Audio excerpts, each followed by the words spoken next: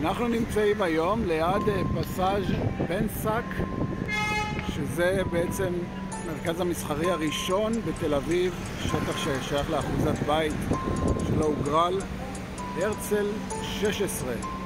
הבה ניכנס פנימה. בקומה הראשונה עדיין נמצא השלט שמכוון למעלייה, to the elevator. לצערי על השלט בנו ארון שירות כלשהו.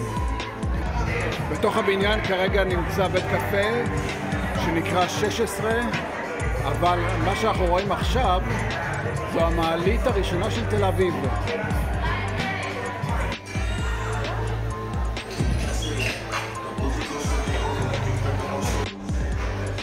המדרגות עשויות מחול ים וצדפים שנאספו כמובן מחוף תל אביב, כאשר הגרם מדרגות מוגן על ידי סבכת ברזל מצופה במעקה עץ בעבודת יד.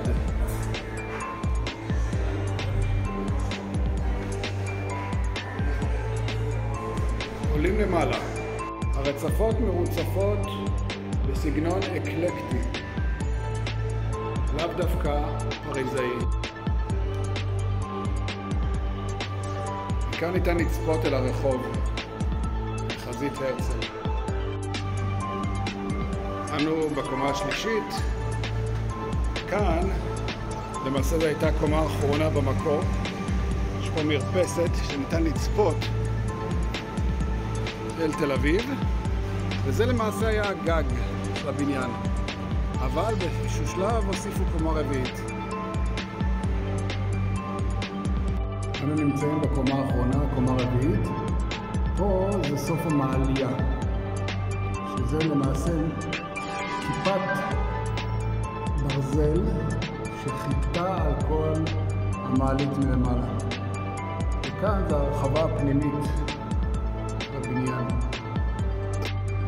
זו הקומה הרביעית שנוספה במועד מאוחר יותר, אחרי 1925, שזה המועד שבו נבנה הבניין.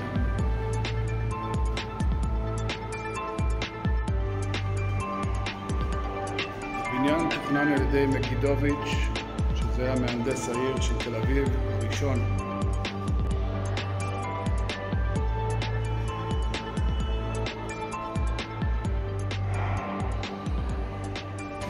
עד כאן הסיפור של הבניין הקסום הזה שנמצא בתוך ליבה ההומה של תל אביב.